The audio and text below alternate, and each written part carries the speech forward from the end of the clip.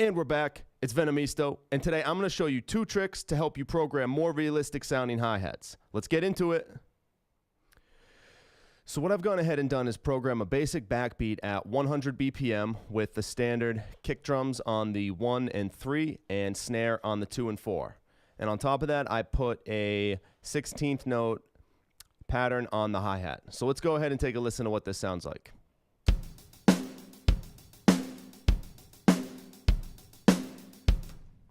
Not bad, but I would say it sounds a little bit mechanical, particularly on the hi-hats. So let's go ahead and take a look at 2 tricks that you can do to get this sounding more realistic right off the bat. So we can do a nice A/B test. I'll go ahead and duplicate this track. Call it drums B. And let's color it blue so we know the difference here. So the first trick is related to velocity. What I want to do is go ahead and select every hi-hat note, and then I'm going to go down here and change the velocity to make it a more realistic pattern than an actual human drummer would play. So a lot of times when you're playing the hi-hat, you're going to use something called the molar technique. And what this is it's basically a way to work your wrist and your forearm in a very fluid manner and let gravity and the rebound effect of the drum stick assist you in playing the 16th note pattern. So you can do it in 3s and 2s. You might see somebody playing with a pattern that looks like this if you were to really watch their hi-hat hand. So in this case, when you do play like that, you're not going to get a perfectly even accents as we've programmed here. That's not how somebody's going to play it. A lot of times if they're going to be playing with some nice feel, they'll be using molar technique or something, and what this will do is accent every other hi-hat hit. So let's go ahead and program that in. I like to select them, and then if you come down here, I can move them individually in live. In live, I can also hold down the command key on Mac or the control key on Windows and move the velocity up and down. But a trick I like to do is to select all. Now, if you hold, again, the command key on Mac or control key on Windows, I can draw this line, which will then update all the velocities to the level that I set with this line for notes that have been selected. So in this instance, what I'm going to do is I'm going to program in this kind of every other note accent, and then we'll take a listen to it. So you can see as I'm going, I'm basically making a slope across 2 of the notes that will make 1 high, 1 low, 1 loud, 1 soft, 1 accented, 1 not.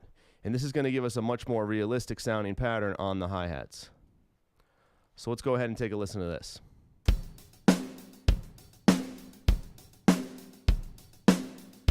Okay, so a couple things I noticed. I think I want to make the hits that are on the 1 and 2 and 3 and 4 on the downbeat of the pattern a little bit heavier.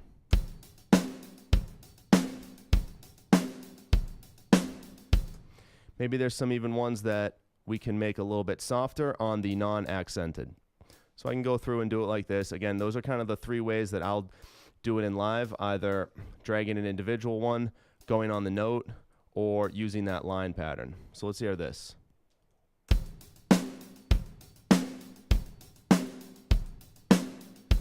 Comparing it to the first pattern.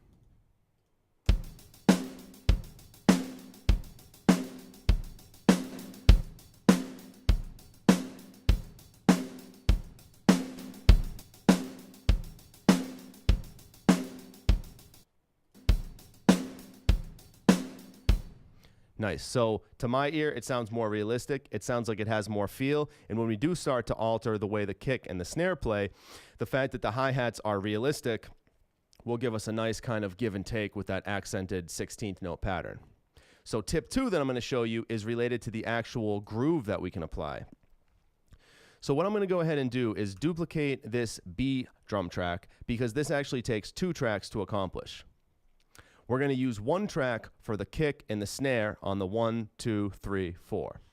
So for this one right here, I'm going to go in and actually delete all the hi-hats.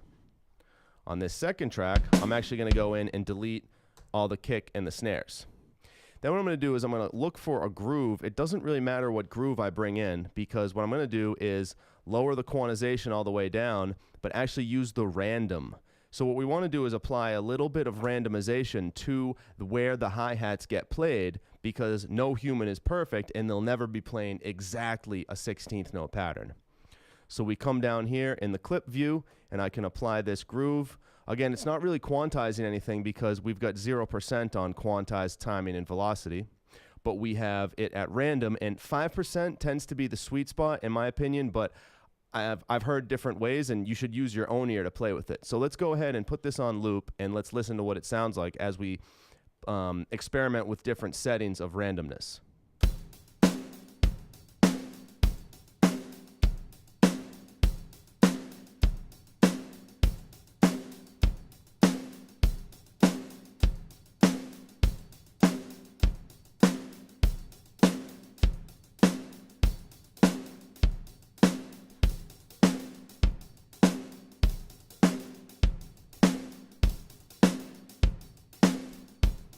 It's a little bit much as we go high, but to my ear,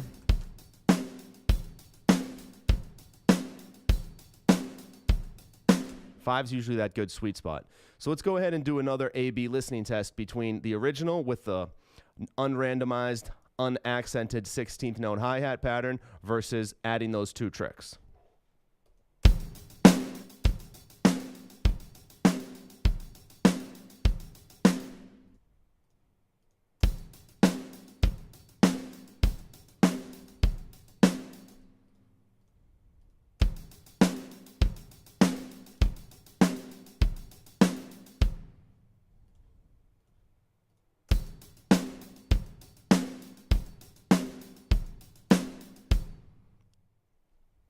So there you have it. To recap, we looked at two tricks today to help you program more realistic sounding hi-hats. Trick one was to add accents on the hi-hats. If you're adding 16th notes, you can accent every other one using the velocity control down in the MIDI view of live.